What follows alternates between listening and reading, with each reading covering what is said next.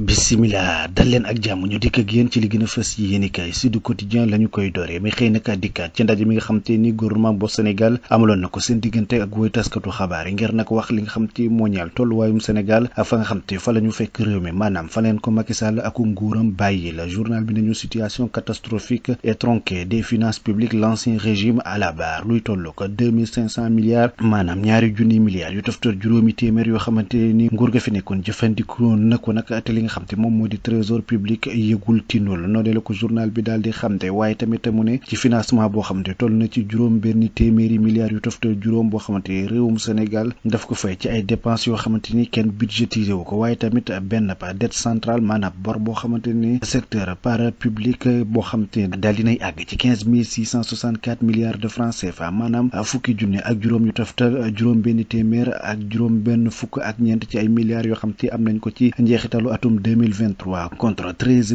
772 milliards annoncé te la nga xamante ni moom la ñu annoncé woon du lenn lu dul fukk ak ñett ci ay milliards yu toftal juróom-ñaar téeméer ak juróom-ñaar fukk ak ñaar ci ay millions noonee la ko journal bi di Sud Quotidien daal di xam ne mu ne nag la nga xam te ni daal moom moo ñeel wàllum information yi xam te daal dinañ ko bëral démb daal daanaka fi mu toll ni mënees na ni naka loxo daal dinay dar gémmañ ndax la nga xam te ni moom la nguurug Macky Sall wax ni foofee la Sénégal toll woon ci wàllum koom daal ak la nga xam te moom moo amoon du dëgg bor ba nga xam te Sénégal am na ko la nga xam te nguur ga yëkkati woon na ci ay kàddu béral ko ni moom la ñu am ci bor romb na ko fuuf waaye tamit koppar yi nga xam te jël nañ ko jëfandikoo ko te ay téeméeri milliards yoo xamante ni amul benn yoon boo xam te daal di nañ koy xamal askanu Sénégal wala itamit ñi nga xam te ñoo di kilifa yi nekk ci wàllum koom ñu daal di leen koy xam L'As Quotidien dikkaat ci mbir moomu la mu ne grosse accusation contre Macky Sall et son régime ki nga xam te moo di ilimaani jëwriñ ji Ousmane Sonko ak ñenn ci gouvernement bi def nañu janoo ak woy taskatu xabaar yi niki dem la nga xam te nag xam ne nañ ko mooy nguurug Macky Sall daal daanaka ci guutu la ñu dugg réewum Sénégal ndax la nga xam te loo bal nañ ko fi ci alal ay junni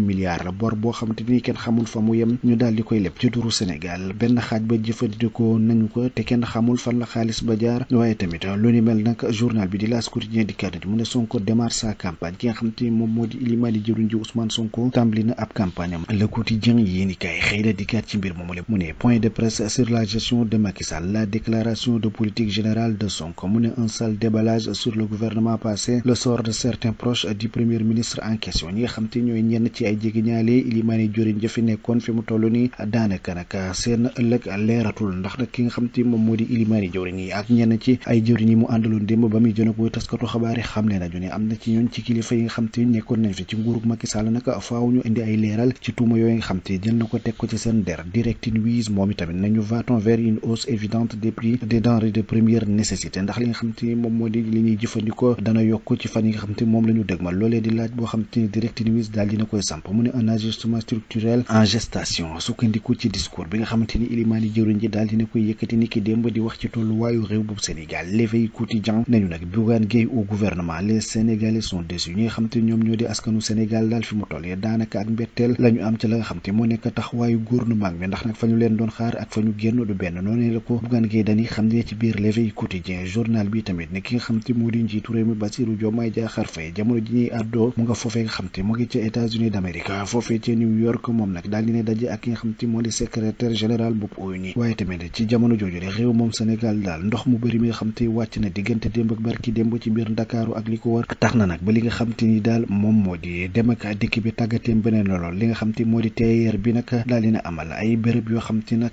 dem fa daanaka du mën a nekk ci moom ba tax rek daal dina koy xamle waaye tamit sinistré ya nekk ci Touba ki nga xam te moom moo di xalif général des Tidianes Serigne Babacar Sy Mansour moom nag jóg na ngir daal di leen wàllu Libération Quotidien moom itamit xëy na dikkaat ci li nga xam te moo ñaaw situation économique bu Sénégal mu ne Macky Sall et son régime ont menti au peuple loolee di kàddu Ousmane Sonko gannaaw ba nga xam te ni daal dina janoo démb ak woy taskaru xabaar yi di xamle fi nga xam te moom moo di ci réew mi daal fa ñu toll ci wàllum koom ak la nga xam te nguur ga fi bàyyi ko di nguurub Macky Sall daal dinañ koy def ci biir réewum Sénégal di ay jéey ci wàllum koom-koom gi Libération yi ni kay tamit xëy na dikkaat ci géneenug jéey goo xam ne am na ca port autonome boobu Dakar importation sans déclaration paiement irrégulier pour enlever des marchandises maanaam di jëlee ay marchandises ci tugal di ko indi ci biir réewum Sénégal te duñu ko déclaré waaye tamit di jëlee marchandise mi ci port boobu na Ndakaaru di fay foo xamante ni bokkul ak fa ñu waroon a fay waaye tamit duñ leen jox autorisation loolee nag mafia ba nga xam te mu ngi ko doon amal ci port autonome boobu Dakar la nga xam te daal mënees na jàpp ni luubal nañu ko toll na ci juróom-ñetti milliards ba tax nag ñii di kilifa yi daal dina jóg nag amalub enquête ci mbir moomu la ubbi ab information judiciaire leer dal ci kaw ñenn ñi nga xam te ni ñoo doon def jëf ju ni mel. Le Peuple Quotidien ne ñu fallacia la nga xam te ni nguurug Macky Sall def na ko ci biir réewum Sénégal ak la nga xam te moo nekk kàddu gouvernement bi loolee nag nekk na mbir mu jéggi dayoo ki nga xam te moo di Mouhamadou Lamine Massaly ci biir Le Peuple yéenekaay moom nag àndul ak la nga xam te moom moo nekk déclaration boobu gouvernement bu Ousmane Sonko niki démb yëral journal bii di Le Peuple l'exclusif yéenekaay nañu nag conférence de presse sur la gestion du régime sortant Sonko charge grave Bougane réplique dure ki nga xam te moom moo di Ousmane Sonko yëkkati na ay tuuma te ko ci kaw Macky Sall ak nga xam te ni moom moo di ministre am Amadou Ba ak yeneen jëwriñ yoo xam te ñu ngi fi nekkoon ci nga xam te noonee la ñu doon doxalee waaye tamit ki nga xam te moom moo di Bougane Gueye Dany daal dina koy tontu nag ndax na nga xam te yëkkati na ko ci ay kàddu moom àndu ca kii di Mamadou Ibra Kane ci biir journal bi di Grand Panel dikkaat na ci mbir moomu yi tamit mu ne Sonko est en train de battre campagne ki nga xam te moo di Ousmane Sonko deful leen lu dul nekk di campagne jamono ji ndax kàddu yi nga xam te yëkkati na ko démb ci janoom bag woy taskatu xabaar yi du leen lu dul ab campagne politique di sosal ñi nga xam te ñoo di nguur gi fi bàyyi ko rawatina Macky Sall Amadou Ba ak yeneen jëwriñ yoo xam te seeni jegeñaale la Walf Fadjri quotidien nañu nag gestion des finances publiques Sonko sort le livre noir de Macky Sall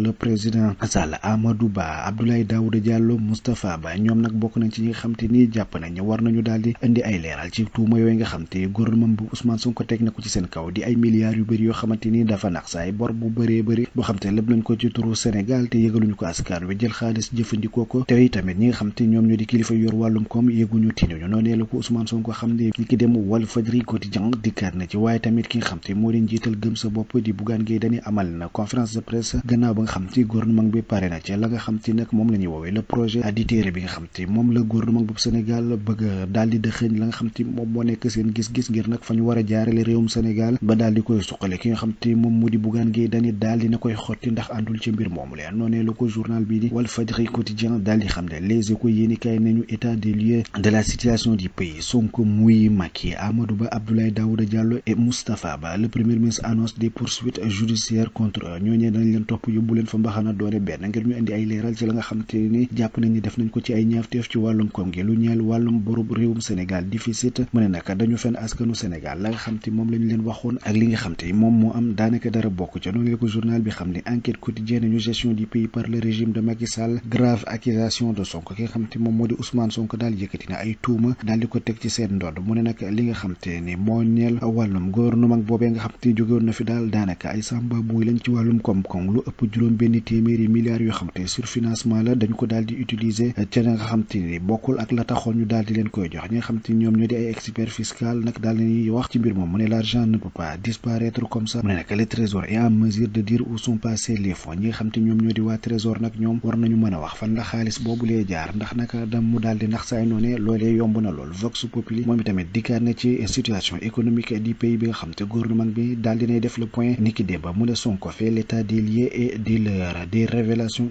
explosives le régime du président Macky Sall a menti au peuple aux partenaires en falsifiant des chiffres publics loolee di kàddu yi nga xam te ni ilimaani jëwriñ ji Ousmane Sonko daal dina yëkkati niki démb l'observateur yéeni kaay moom itamit xëy na dikkaat ci ndaje moom mu ne bor bi inflation bi ak croissance ba sale maquillage la nga xam te moo di nguurug Macky Sall daal daanaka fi mu toll ni na nga xam te noonu la ñu doon doxale ci biir réew mi daal yéeme na loolu mu ne les faux chiffres de l'ancien régime les doutes des économistes l'environnement des affaires éclairage de cadre des finances sur les 604,8 milliards de surfinancement la dette bancaire loolee lépp journal bi dikkaat na ci na mu gën a yaatu mu ne Ousmane Sonko annonce des poursuites contre Macky Sall Amadou Ba Abdoulaye Daouda Diallo ak ki nga xam te moom moo di Moustapha Ba la grande prudence du ministre de la justice sur les procédures judiciaires ki nga xam te moo di jëwriñ ju yor lu jëm ci wàllum yoon moom itamit nag ànd na ak tey ci la nga xam te moo ñëw wàllum procédure judiciaire yi waaye tamit malaise Cheikh Diba l'annonce du premier ministre et la précision du ministre des finances loolee lépp journal bi dikkaat na ci l'indépendance yéeni kaay nañu finance publique déballage du gouvernement les cafards de l'ancien régime ki nga xam te moom moo di Ousmane Sonko génn na mbuutu ngóorum gi nga xam te moom moo fi nekkoon jamono la ñu fi def ci ay ñaawteef ak la nga xam te jaarul yoon yëpp journal bi dikkaat na ci ndax Ousmane Sonko bàyyiwul dara démb bi nga xam te janoona ak woy taskatu xabaar yi journal bi di critique yéeni kaay moom tamit nañu dérive du régime sortant le premier ministre Ousmane Sonko éventre le mensonge d'état la nga xam te ni moom moo di la fi nguur ga fi nekkoon doon wax yëpp te daanaka dara du ca dëgg moom journal bi dikkaat na ci le point yéeni kaay nañu nag après Ban Ki-moon Macky Sall devient le président du Global Center on Adaptation loolee nag nekk ak kuréel goo xam te ni fi mu toll ni ki nga xam te ni moom moo di Macky Sall moom moo ko jiite jamono jile daal di fay wuutu ki nga xam te ni moom moo di Ban Ki-moon le point yéeni kaay dikkaat na ci na mu gën a yaatoo mbokk yi mu nekkoon li gënoon a fës ci yéeni kaay ñu doon leen ko jukkil di leen jox